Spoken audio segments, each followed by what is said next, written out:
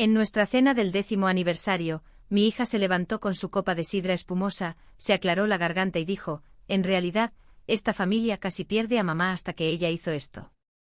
Toda la habitación dejó de moverse, los tenedores se congelaron en el aire, la sonrisa de mi cuñada desapareció, las copas de champán dejaron de tintinear y por primera vez en 10 años, mi suegra no tuvo nada que decir.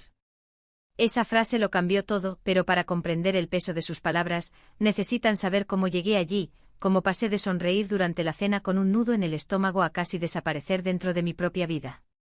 Me casé con la familia Cole hace 10 años. Tenía 28 años, recién llegada de la ciudad, llena de amor y el tipo de energía esperanzadora que no sabe que está entrando en una tormenta. James, mi esposo, es el hombre más amable que conozco, pero creció en una familia que no es amable, no realmente. Son cortantes, refinados y educados, pero nunca cálidos. Su madre Estelle me saludó el día de nuestra boda con un beso en la mejilla y las palabras, bienvenida, querida, espero que seas más dura de lo que pareces. Me reí nerviosamente pensando que era solo humor seco. No tenía idea de lo seria que era. Ese primer año lo intenté mucho. Me presenté a cada cena dominical con un plato casero, sonreí a cada comentario, me ofrecía a ayudar en la cocina, elogié los macizos de flores perfectamente cuidados de Estelle. Quería ser aceptada, quería que me amaran, pero nada de lo que hice fue suficiente. Un domingo traje un pastel de limón, el favorito de Estelle, o eso me habían dicho. Trabajé en él durante horas. Cuando ella dio un mordisco, sonrió con esa sonrisa fina y tensa y dijo, la acidez es una elección audaz, pero lo estás intentando, eso es lo que importa por ahora. Talia, mi cuñada, se rió y dijo, no durará un año en esta familia, ya se está quebrando. Sonreí junto con todos los demás, ¿qué más podía hacer? No podía llorar frente a ellos, no podía mostrarles que tenían razón, pero no dormí esa noche y dejé de hornear después de eso. James trató de consolarme, pero no entendía. Es como son, dijo, bromean. Pero no se sentía como una broma, se sentía como si me estuvieran destrozando en cámara lenta, un pequeño comentario a la vez. Empecé a encogerme sin darme cuenta. Dejé de hablar en la cena, asentí cuando quería rechazar, me vestí de manera más conservadora, me peiné como Estelle decía que se veía más limpio y me mordí la lengua cuando Talia hacía pequeñas bromas. Me dije a mí misma que estaba manteniendo la paz, me dije a mí misma que era solo un comienzo difícil. Entonces, un día, mi hija Meera entró a la cocina después de una cena dominical y preguntó, «Mamá, ¿por qué te ves tan triste después de ver a la abuela?» No supe qué decir, le dije que estaba cansada, pero sus ojos no me creyeron. Con el tiempo Meera empezó a mirarme de manera diferente, como si estuviera tratando de averiguar las reglas de esta familia al observar cómo me doblaba cada vez más pequeña para encajar. Fue entonces cuando me di cuenta de que no solo me estaba perdiendo a mí misma, sino que le estaba enseñando a ella a hacer lo mismo. Le estaba enseñando que el amor significa quedarse callada, que ser aceptada significa nunca rechazar, que la familia significa soportar la crueldad con una sonrisa, y no podía permitir que eso sucediera. Así que dejé de intentar que me quisieran, comencé a intentar estar completa. Les contaré cómo y lo que costó y lo cerca que estuve de romperme por completo, pero lo que necesitan saber primero es esto. Esa noche en nuestra cena del 10º aniversario, cuando Meera se levantó con su pequeña copa y dijo esas palabras, no solo me defendió, sino que me recordó todo por lo que había luchado para recuperar. Miró al otro lado de la mesa, directamente a los ojos de las personas que pensaban que me habían desgastado hasta la nada, y dijo, en realidad, esta familia casi pierde a mamá hasta que ella hizo esto. Y en ese momento hizo algo que yo no había podido hacer en una década, los hizo escuchar, y ahora ustedes también lo harán. Solía pensar que el matrimonio era la línea de meta, encuentras a tu persona, dices tus votos y la parte difícil termina. Pensé que el amor era suficiente para que todo lo demás encajara. Cuando me casé con James, creí que estábamos construyendo una vida solo nosotros dos. No me di cuenta de que casarme con él también significaba casarme con una familia con sus propias leyes, sus propias lealtades y sus propios castigos silenciosos para cualquiera que no la siguiera. Nos mudamos a Vermont justo después de la boda. James acababa de hacerse cargo de la firma de contabilidad de su padre. Dejé atrás un trabajo que amaba en Chicago y comencé a trabajar de forma remota para poder estar más en casa con Meera, que tenía 3 años en ese momento, y Leo, que acababa de nacer. Me dije a mí misma que era temporal, que eventualmente regresaríamos, pero los meses se convirtieron en años y Vermont, con su encanto de pueblo pequeño y su cercanía sofocante, se volvió permanente. Al principio traté de ver la belleza en ello, las frescas mañanas de otoño, la forma en que la nieve caía como azúcar en polvo sobre los tejados, los festivales de jarabe de arce y las pequeñas librerías. Pero lo único que nunca pude idealizar fue la cena del domingo. Cada semana, como un reloj, conducíamos a la casa de Estelle, la casa de la infancia de James. Siempre el mismo pollo asado, las mismas servilletas perfectas, las mismas historias contadas en el mismo orden. Si traía postre, era juzgado. Si usaba algo demasiado atrevido, se notaba. Si hablaba demasiado, estaba interrumpiendo. Si hablaba muy poco, era fría.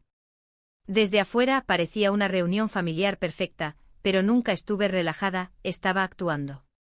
James no lo veía, o tal vez no quería verlo. Para él, esto era normal. Estelle siempre había sido así, directa, eficiente, emocionalmente estéril.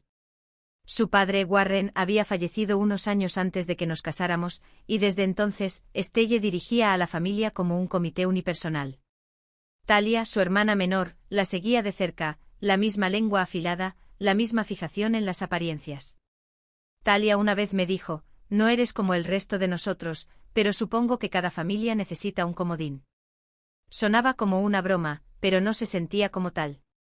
Recuerdo la primera vez que intenté compartir algo real en la mesa. Fue después de que había comenzado a diseñar de nuevo bocetos arquitectónicos independientes para una firma boutique en Boston. Estaba emocionada, por primera vez en meses me sentí útil más allá de los pañales y los platos. Mencioné el proyecto durante la cena y Estelle apenas levantó la vista de su plato. Bueno, siempre y cuando no te quite de tus deberes en casa, dijo. Talia intervino con una risa. No dejes que empiece a creer que es importante, así es como las madres se vuelven rebeldes. Me reí junto con ellos, ese era mi papel, reírme, pero por dentro algo se marchitó. La peor parte no fue lo que dijeron, fue lo que no dijeron. Nadie hizo preguntas de seguimiento, nadie dijo felicitaciones, a nadie le importó que estuviera tratando de mantener viva una parte de mí misma. Mis victorias no eran bienvenidas allí, solo mi obediencia. James me frotaba la espalda en el coche después y decía, todavía no te conocen, dale tiempo. Pero lo hice, le di años y en el proceso comencé a desvanecerme. Dejé de mencionar mi trabajo, me vestí con colores apagados, mantuve a Meera y Leo callados en la mesa porque sabía que si derramaban jugo o usaban el tenedor equivocado, habría una reprimenda. Quería que les cayeran bien, quería que todos estuviéramos a salvo del juicio de Estelle.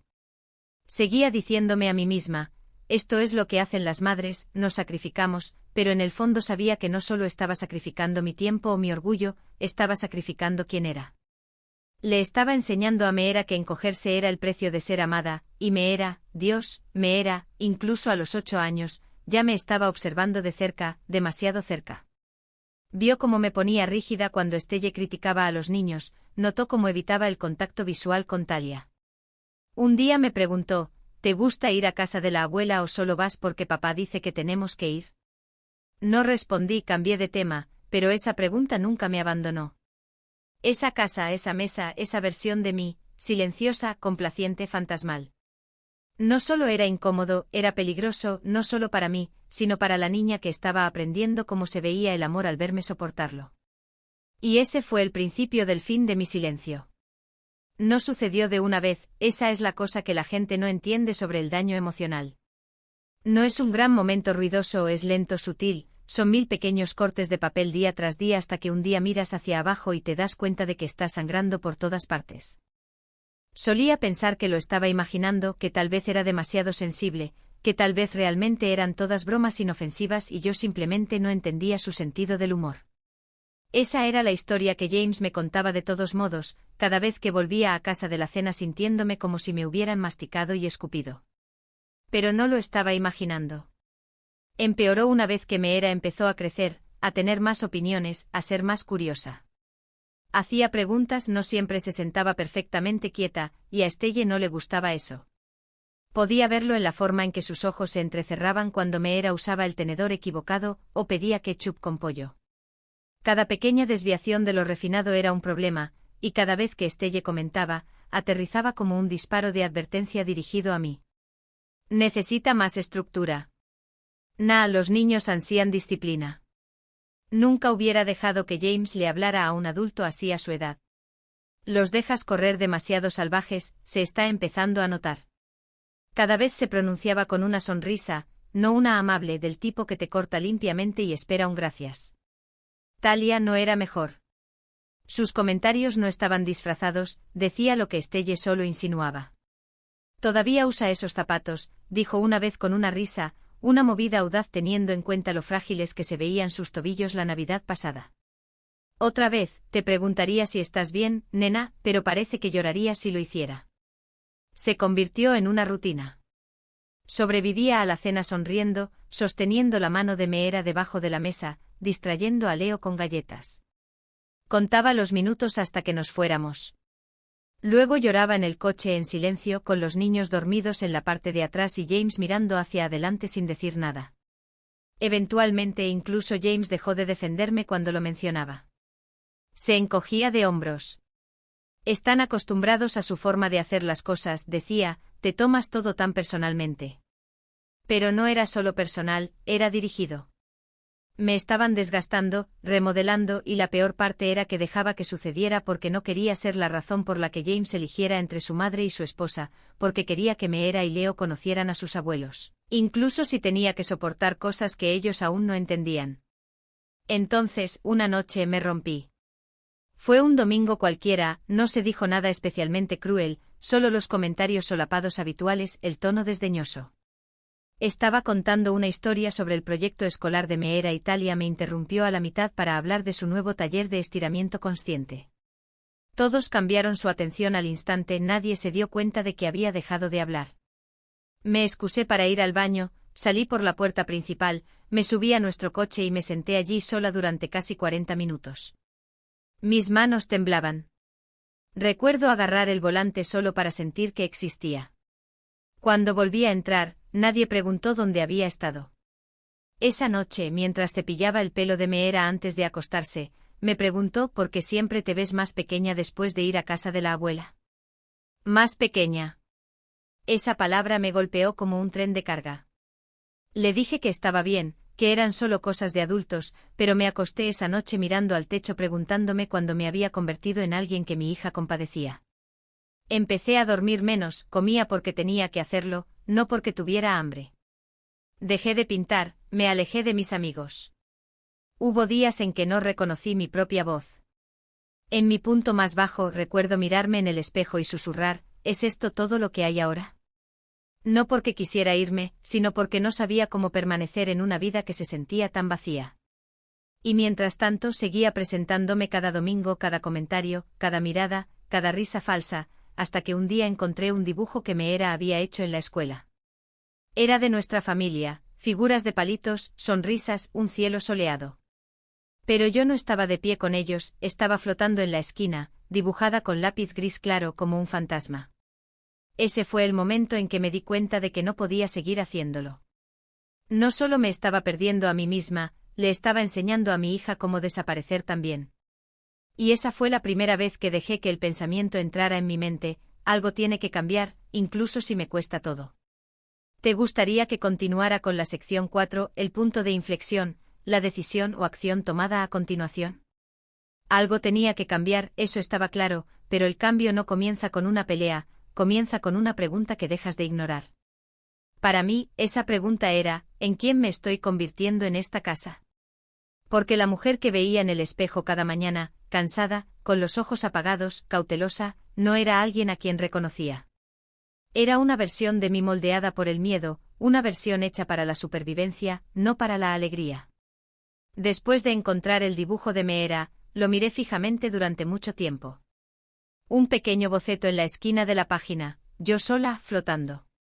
Todos los demás, James, los niños, incluso Estelle y Talia, dibujados en color, sólidos, sonriendo juntos.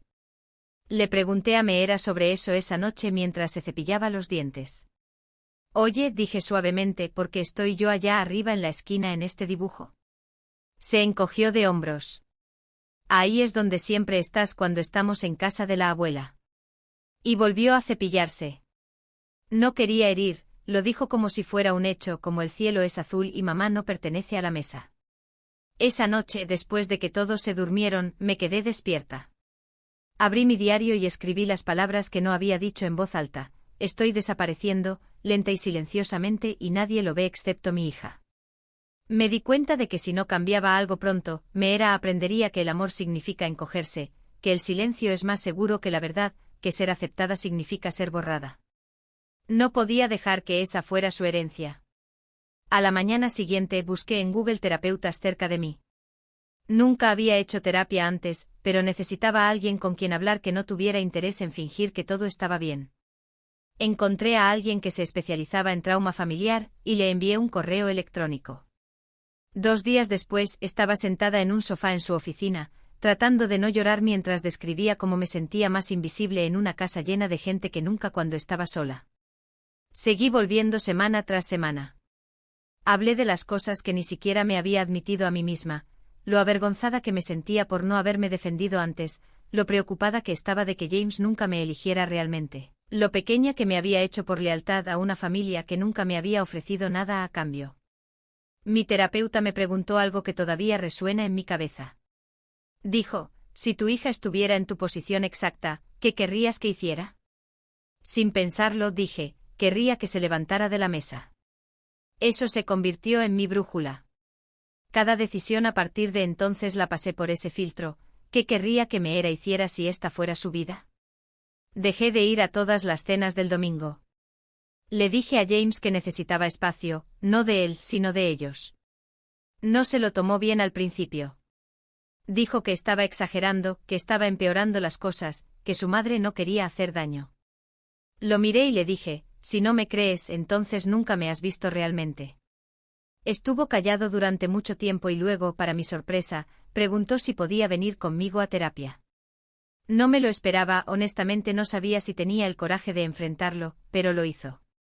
En nuestra sesión, leí de mi diario cosas que nunca había dicho en voz alta, cosas que lo hicieron llorar, cosas que lo avergonzaron. No sabía que era tan malo, dijo. No, dije, no quería saberlo. No era una acusación, era la verdad, y para su crédito, no huyó de ella. Con el tiempo comenzó a hablar más en la cena. Si Estelle hacía un comentario, él replicaba lo justo para enviar un mensaje.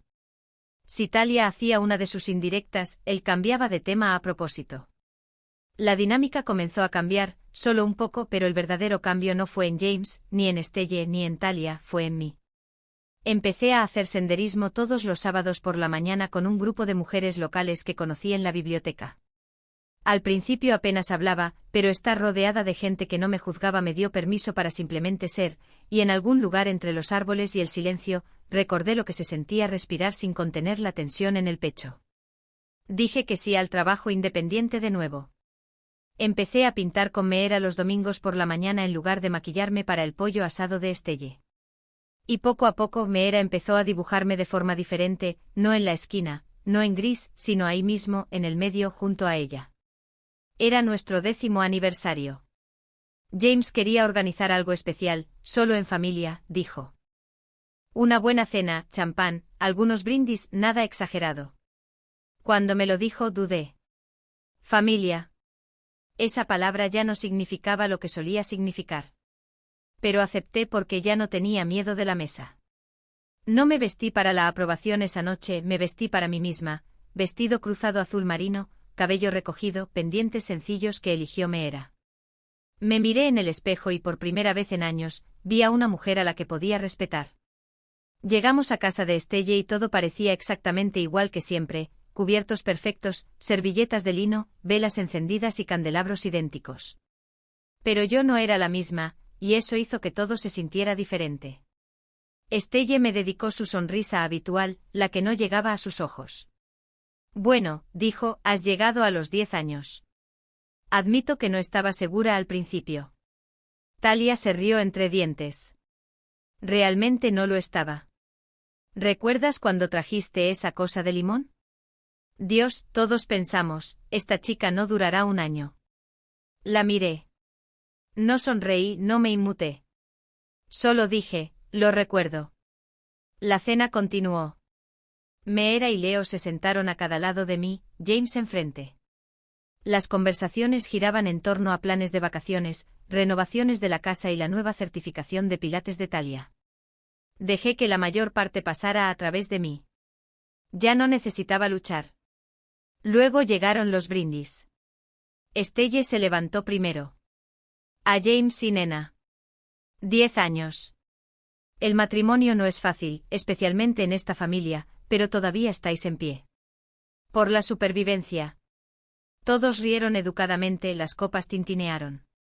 Luego Talia levantó la suya. Ah, nena. Nos has demostrado a todos que estábamos equivocados. Apenas, pero lo hiciste. Las risas volvieron más fuertes esta vez, y fue entonces cuando Meera se levantó. Nadie se dio cuenta al principio. Tuvo que aclararse la garganta para llamar su atención. En realidad, dijo sosteniendo su pequeña copa de sidra espumosa, esta familia casi pierde a mamá. Simplemente no lo sabían. Silencio. Miró alrededor de la mesa, con voz firme, rostro serio. 10 años y más alta que todos ellos. No la vieron llorar en el coche, ni saltarse comidas, ni dormir durante el día porque todo se sentía demasiado pesado. No vieron lo mucho que lo intentó, lo amable que era cuando ustedes no lo eran, como sonreía incluso cuando se burlaban de ella. Yo sí. Lo vi todo. Estelle abrió la boca, pero no salió ningún sonido. Meera continuó. Pero entonces mamá empezó a hacer senderismo, volvió a pintar, dijo que no a veces, y ahora ya no se calla, y esa es la mejor parte. Me miró con los ojos brillantes. Así que solo quiero decir gracias, mamá, por volver. Nadie habló, ni un suspiro. Incluso Leo, que nunca se queda quieto, se sentó congelado en su silla. El silencio no era incómodo, era atronador. Era la verdad arrojada como una piedra en el centro de una mesa pulida. Talia miró fijamente su copa. Estelle parpadeó con fuerza, luego apartó la mirada. James me tomó la mano y me senté allí, sin encogerme, sin fingir, solo siendo. Por primera vez en 10 años, no me sentí como una invitada en mi propia vida. Después de la cena, Estelle no dijo mucho, solo un buenas noches tranquilo y una mirada más larga de lo habitual. Talia no se despidió en absoluto. Pero Meera me agarró la mano mientras caminábamos hacia el coche y dijo, tenía miedo, pero quería que lo supieran. La miré y le dije, tú también me hiciste valiente. Cuando llegamos a casa, encontré una carta en nuestra puerta de Estelle. No era larga, solo 4 frases. Nena, te he visto cambiar. Pensé que eras frágil, pero tal vez estaba equivocada. Gracias por cuidar de mis nietos y gracias por mostrarme cómo es realmente la fuerza. No era cálida, pero era honesta, y eso era más de lo que jamás había recibido de ella. Esa noche James me abrazó más tiempo de lo habitual, sin palabras, solo sus brazos a mi alrededor y la silenciosa sensación de que algo finalmente se había abierto entre nosotros y que tal vez, solo tal vez, podríamos empezar de nuevo. Pero fue la voz de Meera resonando en mi cabeza mientras me quedaba dormida lo que se quedó conmigo. En realidad, esta familia casi pierde a mamá hasta que ella hizo esto. Y tenía razón, porque no esperé su permiso para volver, simplemente lo hice. Después de esa noche nada volvió a ser como antes y gracias a Dios. A la mañana siguiente de la cena de aniversario, me senté con una taza de café en nuestra cocina, sosteniendo la carta de Estelle. La releí 3 veces. 4 frases sin disculpas, sin calidez, pero para ella fue un gran avance y, extrañamente, no importaba que no fuera perfecta. Lo que importaba era que era honesta. Por una vez sentí que me veía. Talia no se puso en contacto, ni un mensaje de texto, ni un mensaje, pero no lo esperaba, y lo que es más importante, no lo necesitaba. Durante años me había conformado con migajas de amabilidad, rogando en silencio por la aprobación de personas que disfrutaban manteniéndola fuera de mi alcance. Ya no hacía eso. James también cambió. No de la noche a la mañana, no se convirtió de repente en este gran defensor, pero noté las pequeñas cosas. Cuando Estelle hacía una indirecta sutil durante nuestra siguiente visita, él no se quedaba callado, redirigía la conversación, no la dejaba pasar. Cuando le contaba algo sobre mi trabajo, me hacía preguntas, escuchaba, me animaba. Empezamos a cenar en familia sin pantallas de nuevo. Nos reímos más. Meera hablaba de su día con una especie de ligereza que no había oído en mucho tiempo. Leo dibujaba fotos de todos nosotros, y yo estaba allí, centrada, sonriendo, rodeada. Un domingo por la mañana, en lugar de ir a casa de Estelle, hice panqueques desde cero. Meera me ayudó a remover la masa, Leo insistió en servir el jarabe a todos, aunque la mayor parte terminó en el suelo. James puso música suave mientras lavaba los platos. No era nada sofisticado, pero se sentía como paz. Esa es la palabra a la que sigo volviendo, no venganza, no triunfo, solo paz. Después de 10 años de intentar pertenecer a la versión de familia de otra persona, finalmente creé la mía, y era suficiente. Unas semanas más tarde, Meera trajo a casa un proyecto escolar titulado ¿Quién es tu héroe? Me preparé pensando que sería su padre o su maestra. Se paró frente a la clase y dijo, mi héroe es mi mamá. Porque no se rindió incluso cuando la gente no veía lo genial que es. Me enseñó que puedes ser fuerte sin gritar y amable sin ser débil. Lloré en el aparcamiento después del colegio, el tipo de llanto que te limpia, que cura algo muy profundo, porque de eso se trataba siempre, no solo de salvarme a mí misma, sino de darle a mi hija una historia diferente en la que crecer. Una en la que las mujeres hablan, una en la que el amor no se mide por cuanto puede soportar, una en la que el silencio no es una estrategia de supervivencia. Ojalá pudiera decirles que Estelle se transformó, que se ablandó por completo. No lo hizo, pero las cosas cambiaron. Sus comentarios se volvieron menos punzantes, menos frecuentes. A veces incluso encontrábamos puntos en común. Una vez me preguntó sobre un proyecto de diseño y realmente escuchó mi respuesta. Ese pequeño momento significó más que cualquier falsa cortesía. Talia se mantuvo distante. Nos convertimos de nuevo en extraños educados, orbitando la misma familia desde mundos diferentes. Pero dejé de buscarla, dejé de intentar ganármela. Me di cuenta de que no todo el mundo merece acceso a las partes más profundas de ti. Y James empezó a hacer el trabajo. Todavía se resbala a veces, pero ahora lo ve, ahora se pone a mi lado en lugar de en la puerta entre mí y su familia. Ese podría ser el mayor cambio de todos. Todavía hay días difíciles, esa mesa de comedor todavía existe, pero ya no le tengo miedo, porque ya no me siento allí pidiendo que me quieran. Me siento allí sabiendo quién soy. Hago senderismo los sábados, vuelvo a pintar, he empezado a ser mentora de otras mujeres que están pasando por transiciones difíciles, mujeres que están despertando a su propio encogimiento, como yo lo hice. Hablamos, nos reímos, lloramos en espacios seguros y nos recordamos mutuamente que desaparecer no es un requisito para pertenecer. Miro a Meera ahora y sé que ve a una madre que no solo sobrevivió, sino que eligió volver pieza por pieza, no para la aprobación de nadie más, sino para su propia integridad. Y cuando pienso en esa cena, en el momento en que Meera se levantó y dijo, en realidad, esta familia casi pierde a mamá hasta que ella hizo esto, no pienso en el silencio, ni en el dolor, ni en el juicio. Pienso en el legado.